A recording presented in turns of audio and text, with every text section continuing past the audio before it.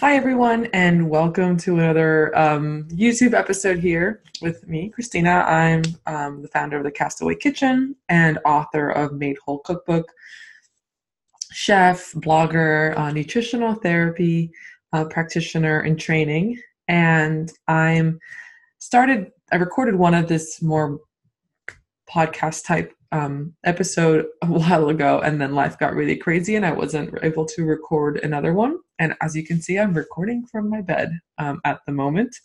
I wanted to talk about autoimmune flares, especially when you're living a whole food lifestyle and you've been doing it for a while, and it seems that everyone around you doing all the right things are just, living their best life, like no mistakes, no setbacks, no stumbles.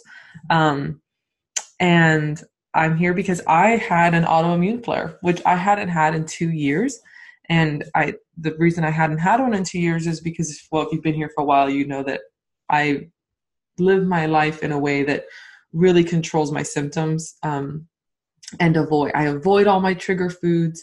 I eat a paleo keto lifestyle. So I know that sugar is an inflammatory food for me. I know that nightshades, tomatoes, potatoes, bell peppers, eggplant, any kind of chili pepper, spice, paprika, those are big ones for me, are inflammatory for me. I know that dairy and gluten aren't, like really a good choice for me either. I also avoid a lot of other foods, but just because I know that they're not ideal for the human body, going to like the ancestral approach that I prefer for food. So my cookbook does break this down. That's where Made Whole is a little different from other keto cookbooks, because it does combine the autoimmune protocol with paleo, with keto, and the whole book is dairy, nut, nightshade free. So really just a focus on anti-inflammatory foods and just making it like a no-brainer for people who want to try elimination diets or have mystery symptoms, because I know a lot of people who come from standard American diet to keto kind of skip over a lot of the steps that I went through, because I kind of came through the other side where I came through paleo, Whole30, autoimmune protocol, then to keto. So for me, it was like, no, it was just like an organic evolution to eat keto the way I do. And I'm not saying the way I keto is the only way to keto. There are a million ways to keto. I'm just saying that if you're experiencing inflammatory symptoms despite being otherwise successful on a ketogenic diet, it could be time for an elimination diet. However, coming from the other side of the spectrum, think about like if you know you have autoimmune disease and, hold on. Okay, sorry about that. I got a phone call and it like made my computer go crazy. So if you know you have autoimmune disease and you are eating specifically to manage your symptoms, and this is who I'm really talking to here, like people who are already there and you've seen improvement in your symptoms, or you're in remission, what happens when you flare? Like, is it possible? Are you never going to flare again? The problem with autoimmune disease, or not the problem, but I guess the catch-22 is that no matter how well you eat, there is no curing autoimmune disease. You just keep it in remission. Doesn't like magically go away. I mean, there are I think I've heard of a few cases of like spontaneous healing and like very esoterical things, or people who have it so under control and maybe do really intense therapies with herbal medicine or with their doctor, I don't know, like really advanced stuff. And maybe they're at the point where they can reintroduce almost all foods.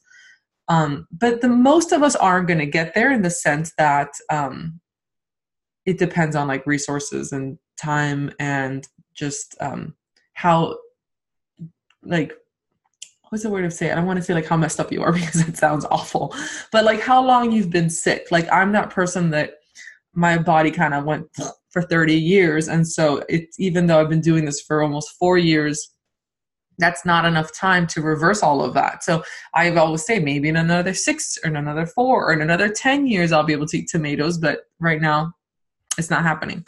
So for those of us who we do the best we can, we're in remission, we feel great. What do we do if we flare? Like, does that mean that we failed, or that we're broken, or that, you didn't like keto hard enough or paleo hard enough or AIP hard enough. Like, no, that's not the thing. Oftentimes there are factors, lifestyle factors at play, and I'm going to stress the importance of stress because the flare that I landed in right now, and I'm not just talking about some inflammation and brain fog. I'm talking my hidradenitis suppurativa flared, my skin condition, full-on flare, and it escalated to the point where I ended up with cellulitis on my leg, and I'm now on antibiotics, which I have not taken as much as a damn aspirin in 5 years, and now I'm on this like super intense course of antibiotics. And believe me, it's like a blow to my soul, my ego almost. So how did I get here? What happened was I've been really stressed. I've been putting a holiday guide together for the blog. I just finished the blood regulation module for school. It was a super intense, like 10 days for school. I'm learning so much information. My brain was literally spinning with everything I was learning and like connecting the dots to like what I already know of keto, but like learning blood sugar regulation from this ancestral template. And like this, it's kind of cool to learn about nutrition in a broader scope, not only through the keto lens, because you kind of understand how the body functions on both sides really well. And then I'm applying it to the keto space, and I've been calling friends and people with masters in nutrition and bouncing ideas off of them. And I mean, it's been really exciting, but all of that is also causing stress in my brain because I'm like on fire. I also signed my second book deal recently, and there's a lot going on, and I've been working crazy hours, and I've been a little stressed and kind of like snapping at my husband and just being a big grouch. And then I was unpacking my son's lunch, and he had left behind these crackers I packed him. They're Simple Mills crackers, and they're like grain-free, gluten-free. They're paleo. And it's been a few days that he had like not finished eating his crackers. And I was like, do they not taste good? Because like I had never tasted them. So just one cracker just to see if they were good. And they tasted like Cheez-Its. What I remember Cheez-Its tasting like, right? And I didn't even think about it. And then the next day I woke up and I had this like swelling on my leg, and my HS flared, which is like I get these like really painful boils.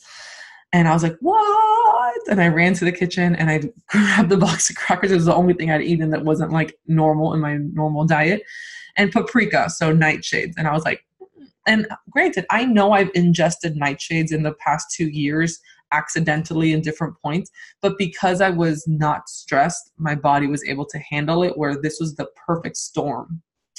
And I've had this flare. So sharing my little story is just meant to show you that even though you can do all the right things, and sometimes something that normally wouldn't make you flare, it's going to happen if you're overstressed, if you're overworked, depending what's going on in your body. And I think it's okay. And that's why I'm being really public about this flare. And I'm talking about this on all my channels, because I want everyone to know that we're not perfect. Influencers, us in the keto and paleo and AIP space, we still have flares. We sometimes still get sick. We sometimes mess up. And just remember that, like, even though I haven't taken any medication in years for my condition, I ended up with an infection that's pretty serious, like cellulitis. It didn't look crazy. I didn't have a fever, but I know like enough common sense to, if you have an infection, you have to go see your doctor. And, I explained to her, I kept it clean. I've been doing all my like hippie stuff. And she was like, yeah, but it's spreading. So that means it's still growing, which means you need antibiotics. And I was like, okay, give them, I'll take them. And just know that that's going to happen. Like that might happen. It doesn't mean you failed. What I'm doing to help my body, because this 10 days, 2,000 milligrams a day of Keflex is really intense antibiotics. So what I'm doing is every time I take my antibiotic, 2 hours beforehand, I take a soil-based probiotic, which those tend to like survive your digestive system a little better. And then 2 hours after, I'm taking a live strain probiotic. I'm taking two actually. One that has prebiotic fiber in it, which I think is made from like rice hull, and it's the Renew Life brand, prebiotic with probiotic. And then I'm also taking the Boyardi strain just by itself, because that one's especially good for like helping your gut during antibiotics. So I'm taking them 2 hours before and 2 hours after every time I take a dose, which is 4 times a day. So I have like timers on my phone for this. Along with, I'm drinking a lot of bone broth, eating like fermented foods. I have like kombucha, pickles, pickled red onions, homemade sauerkraut, and just being really easy. I paused. I was on doing this really intense kind of sculpting program, and I've put it on hold until this infection's completely gone.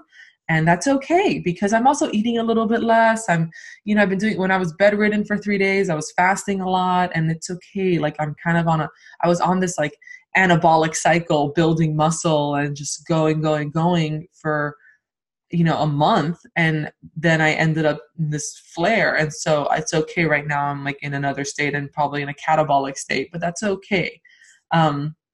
So just know that if you do end up having to take medication, it's not the end of the world. I mean, you'd be surprised. There's a lot of people out there, they're probably on medication and not talking about it, and on immunosuppressants, or, they could be taking medication for a number of things, and they might not always be talking about it. And then you just assume that they're, everything's hunky-dory and perfect for them. And just, we're a human too. So I'm being honest and very open about this whole process, because I still believe food is medicine. And I believe that my quality of life has been improved tenfold by a real food, keto, anti-inflammatory approach. AIP, paleo, and keto saved my life. And that's not changing. I'm not changing. I'm not giving up.